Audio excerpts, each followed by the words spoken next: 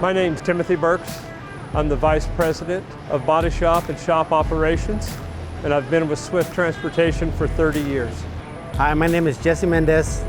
I'm an M3 mechanic. I've been here at Swift for 5 years. Prior to that, 11 years. When a driver has an issue, they bring it into the shop. We convert driver lingo to tech lingo. We evaluate everything, make sure we have a complete understanding of what's needed so we can properly do that repair. For what I do is basically troubleshoot electrical. It can run anything from a fuse, which is like 2-3 minutes, to an 8-hour day. The most common issues I have is the SOX issues. There's a lot of air leaks, especially on older vehicles. On the newer ones, it's just so much a software issue. Other than that, it's maintenance, oil leaks. A typical day starts pretty early. I usually start my morning around 4:30. I start looking at reports to get prepared so that when we're here, we can have our daily huddles. That's the very first thing we do. Then I focus in on making sure our procedures are being followed, focus in on our cost, and then strategize to see what we can do better. What did we learn from the past that we could improve the future moving forward?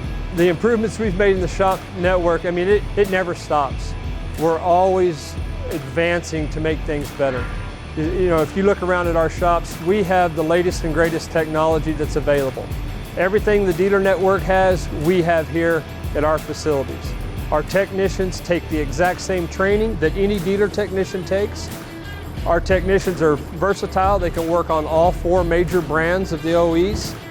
But I think the biggest change that we've made is through our pre-qual quick lane process. If it can be fixed and we can knock it out in 10, 15, 20 minutes, we knock it out in 10, 15, or 20 minutes. That, and then the scheduling in of our PM program and being able to actually schedule it in to the driver so it's convenient for them to get into a location that they choose and get the service done.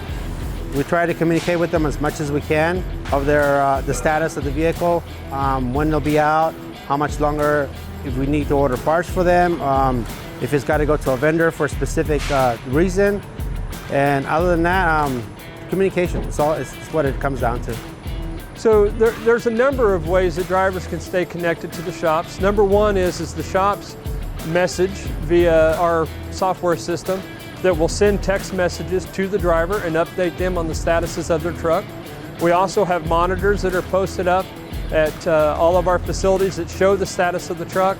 We also keep the driver leaders updated on what's going on through the status of the truck. But that in itself is one of the areas that we need to improve on more, but those are the current things that we have in place today. Probably one of the best tips I can give drivers to stay on top of their maintenance. Number one, do your pre-trip and post-trip every single day. Every morning or whenever they have a chance, walk around, inspect the truck. The more they inspect the truck as a daily, make it a habit, they'll catch more issues with it. If you see a defect, maybe it's not an out of service, maybe it's just a bunk light, note it down. And then when you come in, make sure you cover those items and have as much detail as you can. Some problems can be a little hard to figure out, especially electrical issues or maybe a vibration, but the more information you give them at the time when you're talking with them, the better suited they'll be to make sure they understand it and get that repair corrected for you correctly the first time.